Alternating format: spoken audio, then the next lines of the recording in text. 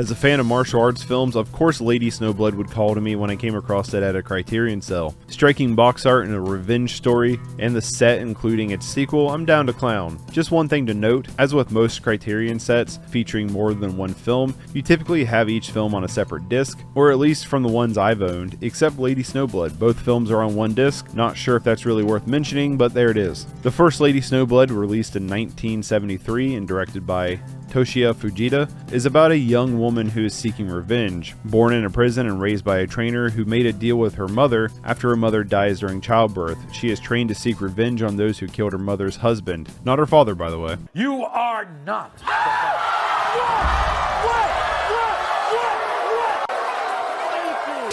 And the group that also her mother for 3 days. When the mother kills one of the 4, she is sent to prison and gives birth to Yuki, aka Lady Snowblood. The rest of the film is her seeking the other 3, while a writer is writing papers about her tale. It's a pretty solid revenge story that reminded me a ton of Kill Bill. Like to the point where I was thinking, damn, Tarantino just straight up copied Fujita's homework. After reading some of the trivia, Tarantino clearly states this is one of his biggest inspirations for the Kill Bill saga. I honestly didn't know that going in, and it was pretty obvious during. Apparently it also mentions that on the back of the Criterion case as well. Maybe I should start reading more than a sentence on the back of these things. As far as revenge stories go, it's nothing super unusual in its plot. That's not to say it's a bad plot either. The film will bounce between different time periods to present its story, which does keep the pacing moving nicely, and helps keep a pretty standard plot fresh. Meiko Kaji, who plays Snowblood, is great in the lead and adds complexity to her rather ruthless revenge machine of a character. The villains are fun to watch her take down, and I like the whole idea around the Snowblood angle.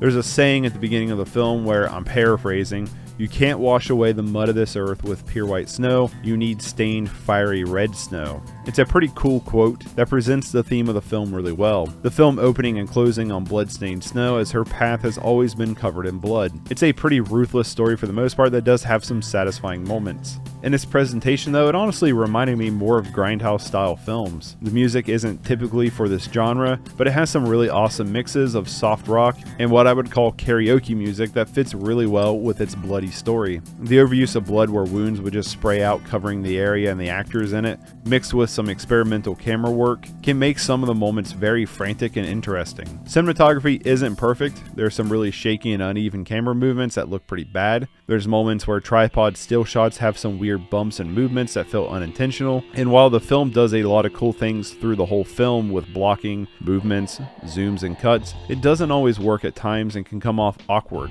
My least favorite thing though about the film unfortunately comes down to the action set pieces. For one, I love that the film goes as bloody as it does, and some moments can be gory and gruesome. There's some decent makeup and effects here, but when it comes down to the action choreography, it's really stiff and feels unpracticed. I can see the actors are holding back as to not make contact, and as well as Meiko Kaji was in her performance at an emotional aspect, I didn't buy her as a super skilled swordswoman killer. She came off as very unfamiliar and uncomfortable on screen with her weapon. I love the design of her sword being in the umbrella, but just the movements aren't convincing, nor are they goofy in a way to make it funny. It's honestly not a ton of the film considering as much blood as there is. It's really only a couple of scenes, but it just felt disappointing during those scenes because I was really loving everything else. A lot of the set designs are awesome, the costumes look great, and the swords looked more realistic than something like Human Lanterns from earlier in the season. I love the snowy sections as this big puffy fake snow on a soundstage that just looks so visually appealing to me. I personally think with some better action set pieces, this could have easily been an 8 or a 9. I was enthralled with the story, but some of the moments just took me out of the film, and I just can't get behind some of the bigger set pieces, and I'm giving this one a 7 out of 10.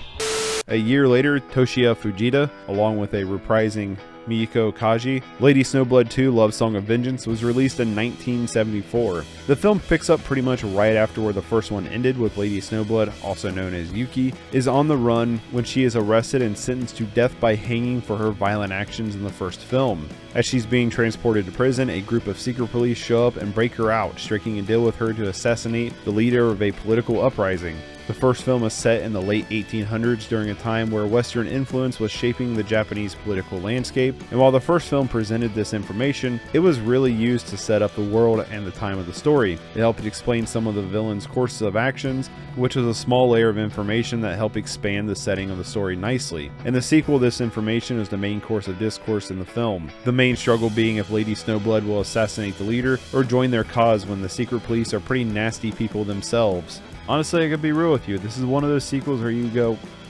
why was this made? The first film was a self-contained story that had a great character arc with a satisfying climax. This just feels like a stapled on story that really didn't add anything to Yuki as a character. It felt pointless to bring this character back for a story like this. Sure, it may be seen as a redemption arc, but it's unnecessary in my opinion. There's definitely some improvements here though. For one, the cinematography is much better, still using some interesting frames, angles, and movements to keep in line with the style of the first film, but also feels more refined, which added to some of the frantic moments and helped push along the pretty lackluster plot. The set designs and the costumes feel more lavish here than the first. There's a couple of sets I really love the design of. It looks awesome. The action set pieces are better in this film, but still not where I think it should be in terms of being believable. Compared to the first film, the action and sword choreography feels like just picking up the sword for the first time in the first film to having about a few weeks worth of training in the second. The sequel being filled with more of these action set pieces, but also much bloodier, which can help swallow the stiff choreography.